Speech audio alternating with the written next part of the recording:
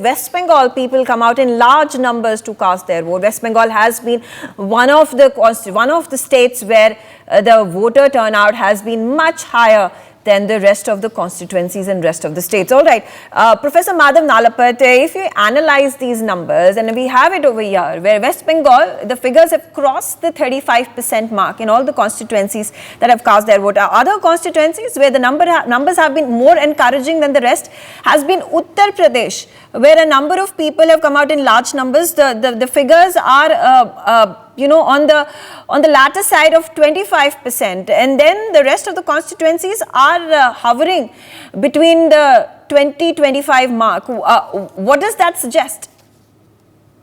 Well, first of all, Megha, it shows the reality that democracy is alive and well and healthy in India.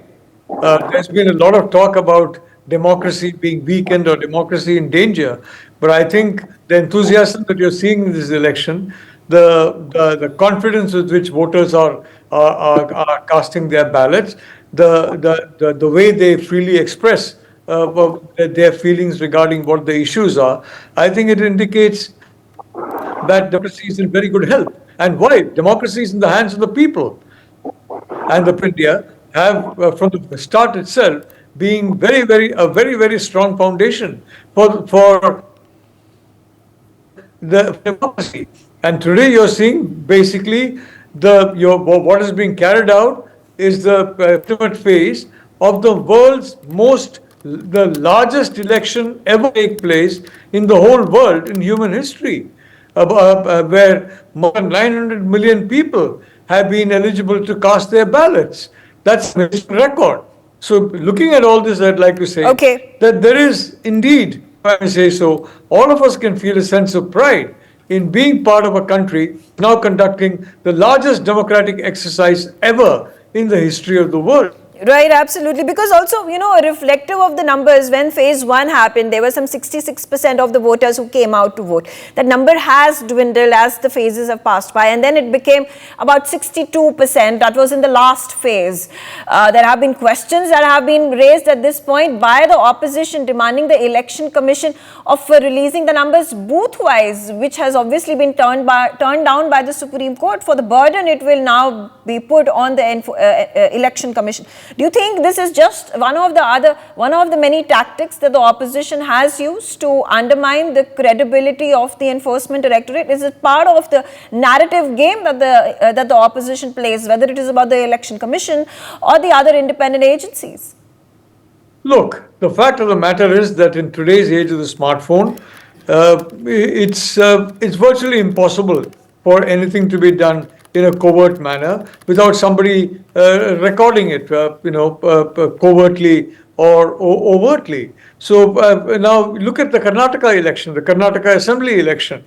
The Congress parties, if I may say so, the tallest figure in the Congress party after Sonia Gandhi, Rahul Gandhi, went to different countries and talked about the problem of Indian democracy. There is no democracy, it's a stifling of democracy. And lo and behold, his party won the Karnataka polls by a very handsome majority.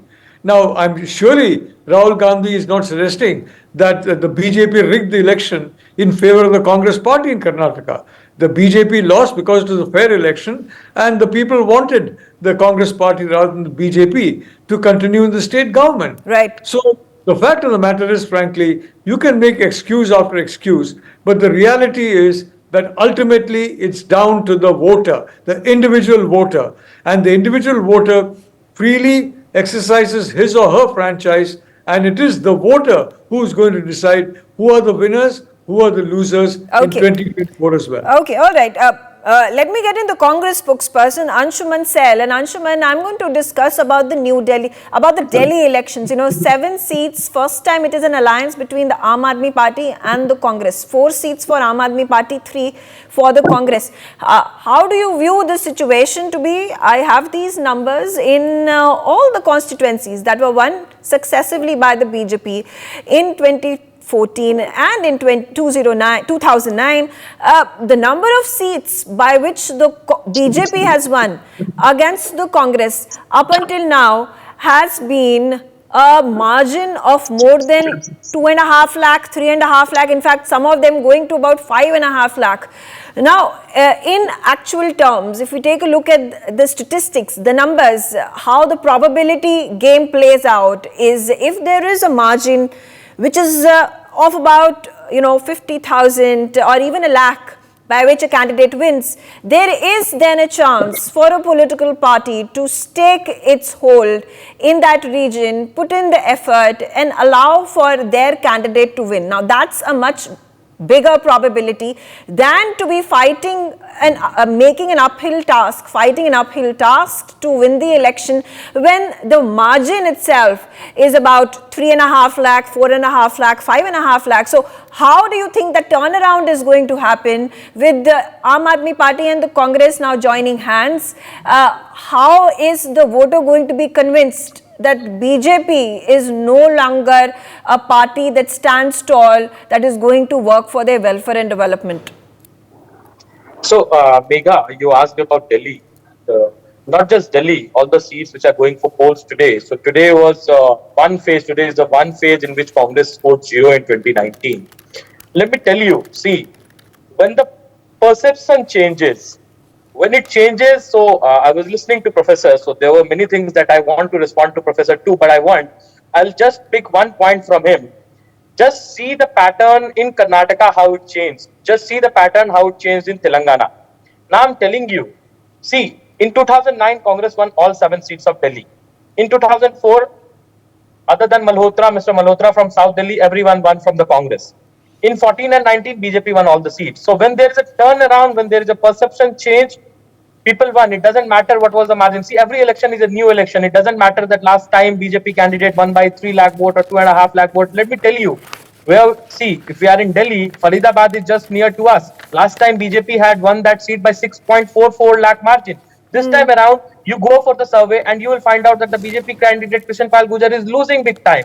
So this is, see, when there is a turnaround, seats like Gurgaon, seats like Faridabad, all the seats of Delhi, seats of Allahabad, Phulpur, you'll see that these seats are swinging because there is a change in perception. Okay.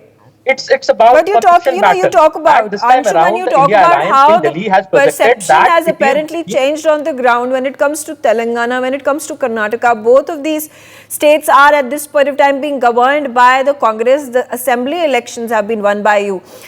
There is a stark difference in the way people vote when it comes to the national elections versus how it is played out in the state elections. Now, this is an argument that is played both ways by political parties. If the Congress has won in the national elections, they use this argument, versus if the BJP wins this election. And that's the narrative that is taken by all political parties. How much truth at this point does it hold, as has been the past records that we see in all the elections that have happened? See, past, if you see, even if we don't get into much past, if we look at last 20 years, so 4 national elections, 2 the UPA has won, the currently which is called the India Alliance, and 2 the BJP-led NDA Alliance has won. So for both the parties, both the alliances have their own track records, number one. Number two, this election, the matters, the ground situation is completely different. See, in Haryana, you will find out that the people who voted because of Pulwama for BJP last time, this time they are voting against BJP because of Agniveer. The women voters who voted in large number last time for BJP, this time they are voting for the Mahalakshmi guarantee. The farmers who voted for the BJP last time, they are not voting because of the farm laws and the way the farmers were treated. So this time around, there is a total change in the narrative. So the Purvanchali voters who voted in the large number. Okay. So the Congress claims the change on the ground is what people are seeking right now. Anti-incumbency is what the Congress feels is the biggest voter issue, and that's the basis on which it is going to come out and vote. And of course, we'll be able to see the results on 4th of June. Raman Malik, BJP leader, also on the telecast with me. Raman Malik ji, how do you see things on the ground in Odisha, in Haryana, and in New Delhi, in Delhi particularly, with regards to how the elections have played out? Odisha has been a strong ground of the BJD. This time around, you have used all your forces to fight it out against the BJT. And let's see, the better party, the better leader, the better politician wins over there. How does that then reflect your association, your relation with the BJD, which has time and again come out and supported you every single time elections are won by the BJP? This is the difference.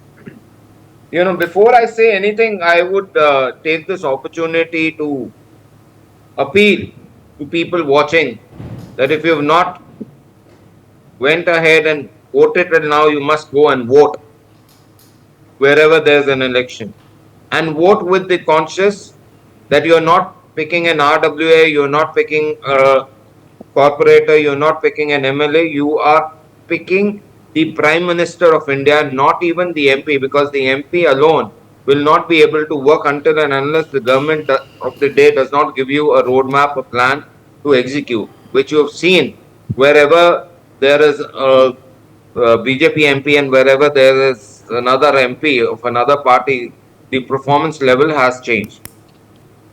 Having said that, the biggest point is which needs to be understood and deliberated upon is that BJP is a classic example of issue-based politics because both of us have fought each other tooth and nail. We have left no bars. But when it comes to the development of the area, when it comes to development of people, when it comes to policy matter, when it comes to national issues, we both have seen the priority of Bharat. And that is a mature sign of an opposition. Apparently, if you see, in the times of Atal Bihari Vajpayee, L.K. Advani ji running the BJP, at that point in time also, the opposition stood rock solid behind the government, did not criticize the government on international forum till the time it was in interest of the nation. Okay. But it could, you could spin the argument both sides because on one hand, when you attack India Alliance and the Congress and other regional parties, whether the election is happening in Kerala or in West Bengal or in Punjab, how it is one party stacked against the other, Congress stacked against the Aam Aadmi Party or Congress stacked against the West Bengal government, which is the TMC, or Congress stacked against the CPIM, the left parties, versus how they come together on the national front is as India Alliance. So isn't the same argument then true for the BJP that you're fighting on the regional battle and then you come out and support each other at the national level? Okay, so this is as simple as this. This would be understood by a lot of people, especially those with IQs at par with the velocity of Jupiter. Now, you must understand there is something which is known as an extramarital affair,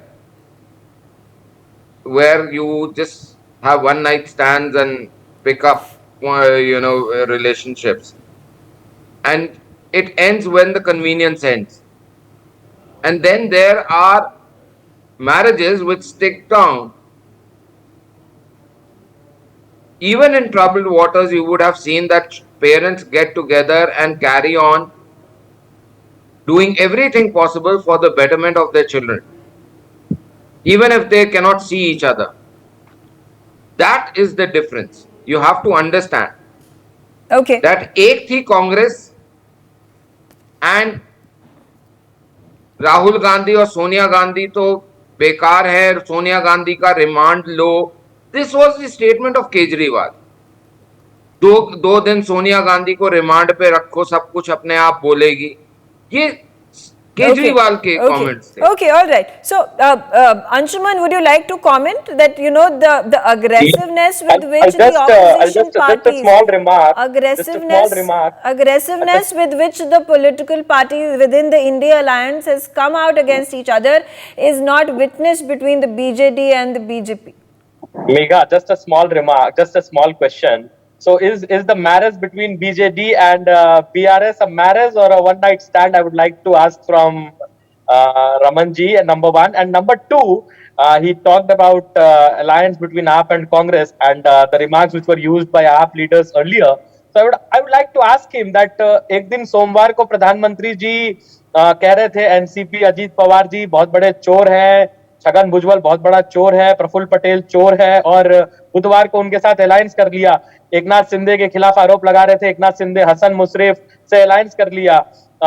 एक दिन जो है odd day पे जीतन राम मांझी को परिवारवादी party बता रहे थे, event days पे उसके साथ अलायंस कर लिया। एक दिन जो है तो इनके प्रवक्ता, इनके साथी प्रवक्ता सुधांशु त्रिवेदी, जयंत चौधरी जी, और कहते थे कि हमने पश्चिमी यूपी से चौधराहट खत्म कर दी चौधरियों की, और वो चौधराहट के दर पे जाके जो है सो मत्था टेक दिया। तो रमन मलिक जी उसको भी एक्सप्लेन करें। हाँ, कर देता हूँ। भगवान नीलकंठ ने गले में विष धारण करा था, ठीक है। तो आपने Ajit Pawar, Chhagan Bhujbal, Jayant Chaudhary, Jitan Ram Anshuman, let Raman Malik respond now since you asked the question. Rahul Gandhi सुनने की हिम्मत रखिए। आपको समझना पड़ेगा कि कमल का फूल कीचड़ में हो, जल में हो, कहीं भी हो, वो अलेप रहता है, उसके ऊपर कुछ नहीं आता। हमको हमारे जो बेसिक्स हैं वो उसका पता है, और हमारा लॉ क्या कहता है कि, और बहुत सारे हमारे शास्त्र ये कहते हैं कि बुराई, बुरे व्यक्ति से ज्यादा जरूरी है बुराई को मारना। हमको बुराई मारनी आती है, आपको बुराई पैदा और बुराई में जीना आता है। यही फर्क है राक्षसों में और नॉर्मल देवों में और मनुष्य में। Okay, all right. आप खून पूछ के जीते हैं, हम खून बचा के जीते हैं। Okay, all right. Abhishek Banerjee is also on the show with me, and Abhishek, I'm going to keep my focus on Delhi because that's a high stakes battle. It has been the BJP that has been winning for the last two consecutive Lok Sabha elections. Can there be a shake-up? Yeah, so I would like to make a slightly controversial point on this. So if you noticed, what is special about today's phase is that it's a very highly urban phase, because you have 7 seats in Delhi. Haryana is now heavily urbanized, so that's 17 seats. Even in Jharkhand, Ranchi and Jamshedpur are voting today. So it's a highly urbanized phase. And notice that it's Saturday.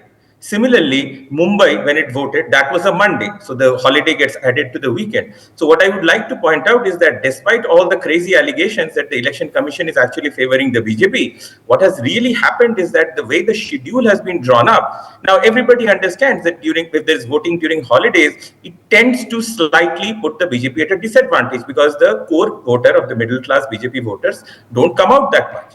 So the reality is that what I feel is that this entire noise that was made about the Election Commission favoring the BJP, the idea was to browbeat the Election Commission into preparing a schedule that clearly favors the other side.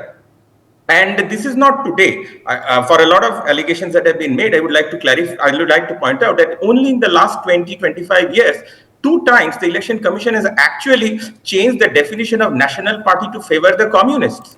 If you keep going back, you would be surprised, you would be stunned at how much laxity the Election Commission has shown to the other side. You go back to the 2009 elections, just before that, the Chief Election Commissioner, Shri N. Gopalaswamy, he had written a letter to the President saying that, the other Election Commissioner on my panel, he's highly biased.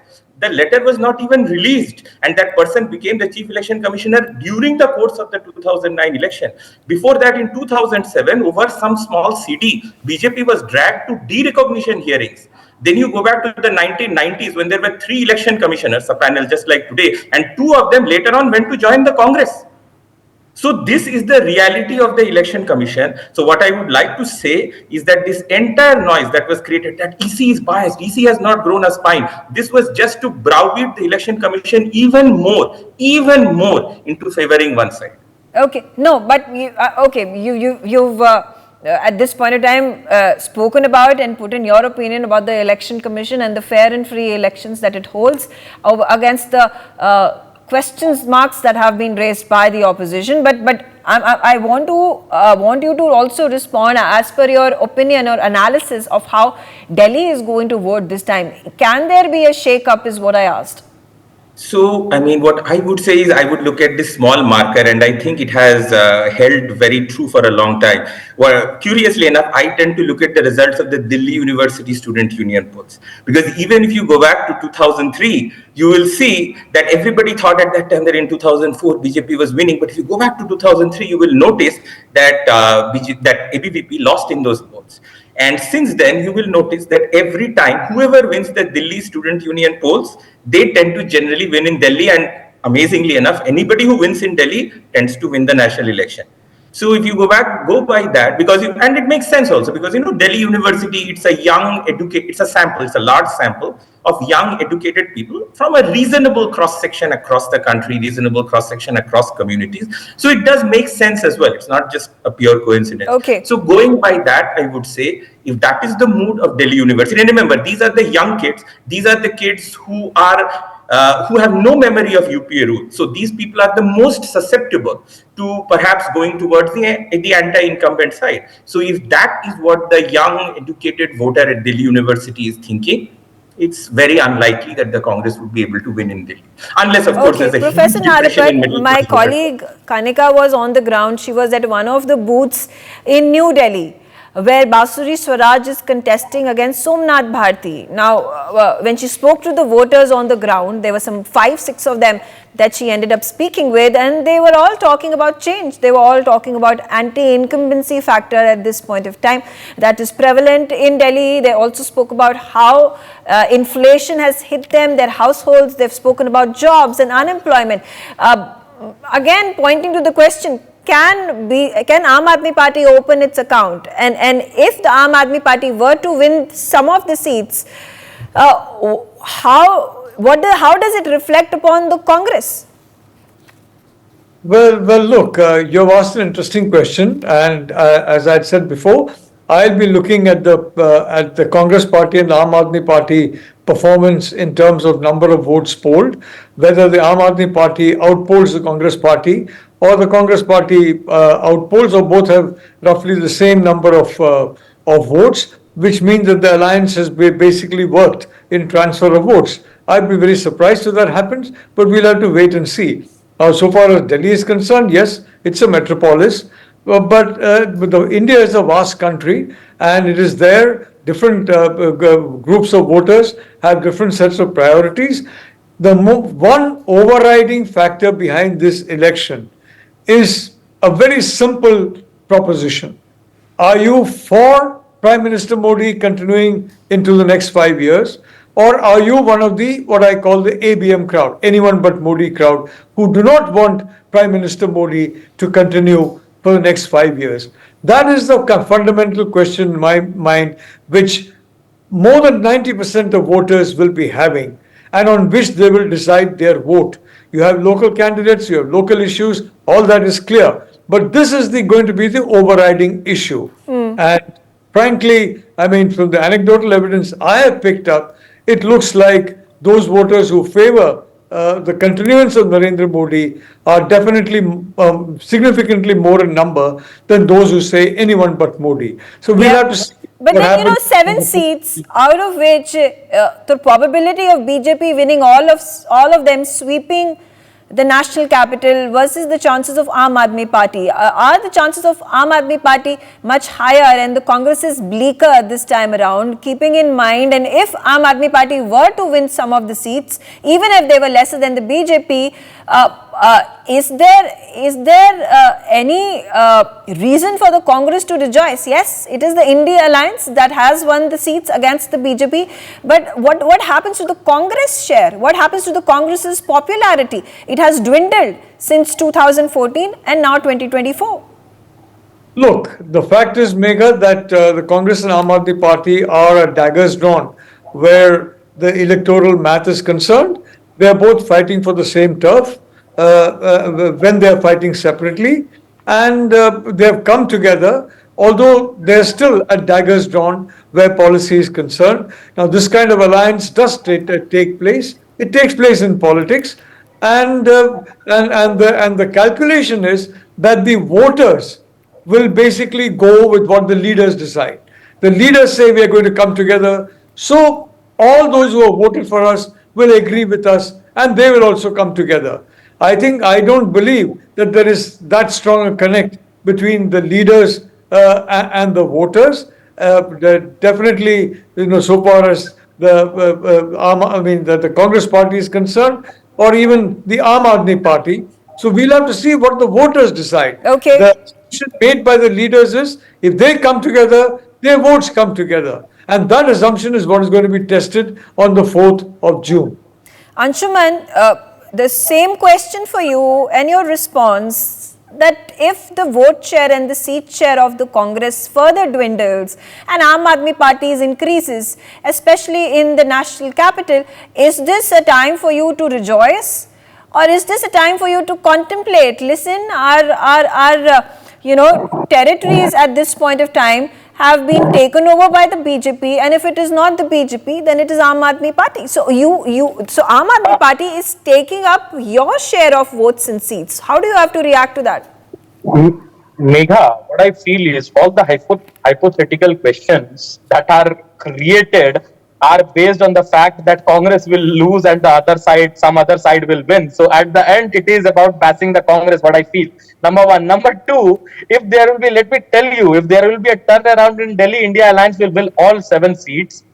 It will win at least 6 out of the 7 seats. That's the Delhi's trend. If you will see from 96 onwards, Delhi votes for one side. Delhi stay on, Delhi will not. Sanjay Singh of Aam Aadmi Party is speaking to the media. और मुझे लगता है दिल्ली की 7 की 7 सीटें India गठबंधन जीतेगी। Sir, दोनों तरफ से एलिगेशन ये लगे कि वाटर क्राइसिस उत्पन्न हो रहा है। कल आतिश ने आरोप लगाया कि धीमी गति से वोटिंग कराने की पुलिस साजिश रच रही है एलजी के डायरेक्शन के ऊपर। अब आपके सामने मैं कब गया और कब आया तो आप ही बता सकते हैं। मैं वोट देने कितनी देर पहले गया और कितनी देर बाद निकल के आया हूँ, तो ये तो आप खुद देख सकते हैं। काफी देर तक आप लोगों के बीच थे, उनके बीच किस तरह के मुद्दे की चर्चा, कुछ बातचीत भी हो रही थी? नहीं, देखिए, ये जो इस बार का जो चुनाव है मुख्य रूप से भारत के संविधान और लोकतंत्र को बचाने का चुनाव है, आरक्षण को बचाने का चुनाव है, और साथ ही साथ दिल्ली में जो सबसे बड़ा मुद्दा है लोगों के लिए, वो शिक्षा है, स्वास्थ्य है, बिजली है, पानी है, माताओं बहनों की बस की फ्री यात्रा है, बुजुर्गों की तीर्थ यात्रा है। इतना काम यहाँ पर जनता के लिए हुआ है, तो मैं तो कह रहा हूँ लोगों से कि अच्छे स्कूल के लिए वोट दीजिए, अच्छे अस्पताल के लिए वोट दीजिए, अच्छे इलाज के लिए वोट दीजिए, फ्री बस की यात्रा के लिए वोट दीजिए। दिल्ली के अंदर महंगाई जो लगातार कम करने की कोशिश हमारी सरकार कर रही है, उस महंगाई से राहत पाने के लिए वोट दीजिए। तो मैं तो जनता से यही अपील करूंगा कि इस लोकतंत्र के महापर्व में बढ़ चढ़कर हिस्सा लीजिए और निकलिए घरों से, वोट दीजिए। चिंता नहीं है धूप की, उमस की, लंबी लाइनों की, थोड़ा समय भी लगे तो कोई बात नहीं, वोट करना है। Okay, so that was Sanjay Singh. He has cast his vote. He's also switching from one booth to another to see how the voting process is going on, that there is no untoward incident. Getting a response from you, Raman Malik, the issues that have been raised by Aam Aadmi Party about the water crisis, the Yamuna waters deliberately not being released for the people of Delhi. That was the big allegation. Then he's spoken about the free bus rides, the better healthcare facilities that are being provided under Aam Aadmi Party, fight against inflation that Aam Aadmi Party claims that it is fighting against the BJP to ensure the prices come down. How does the BJP then fight it out against the Aam Aadmi Party on all these issues that he has reiterated? One, categorically speaking, it is proven after the Swati Maliwal case that Arvind Kejriwal and most of the Aam Aadmi Party leaders are nothing except hooligans and bunch of liars who would not stick down to what their statements. I believe that there was a time we were not in the government in Delhi.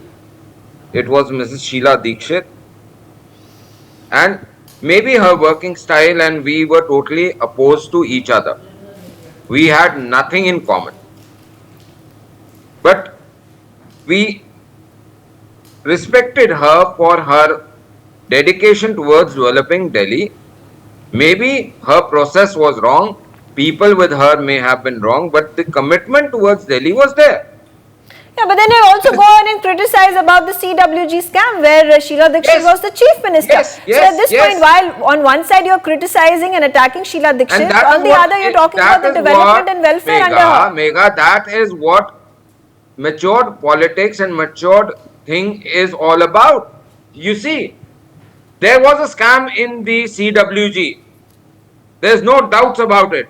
We were against it. We fought for taking out the people who did those scams. What the vision of CWG for developing Delhi and making the infrastructure, was that wrong? No. But the vision of having a scam into it was wrong. So we fought on that issue. Okay. Okay, all right. And that has to be understood. If the people buy that, if the people buy that justification. Megha, please listen to me. 5-10 seconds more. Haryana is not a starting point for any water source. It is a carrier state. We are not getting water from Punjab, which is our right. And yet from our kitty, we are distributing to Rajasthan also and Delhi also. Okay. So please understand, this Aam Aadmi Okay. Party has not spent 10 paisa on the infrastructure development and reservoirs. Okay, all right. Fair enough. Fair enough. On that note, I'm out of time. Thanks for watching NewsX. I thank all my guests for joining me on the telecast. Stay tuned on NewsX. Rolling coverage for phase 6 of elections that is going to continue as voters cast their vote up until 6 p.m. Thanks for watching. For more such videos, subscribe to the NewsX YouTube channel, hit the bell icon.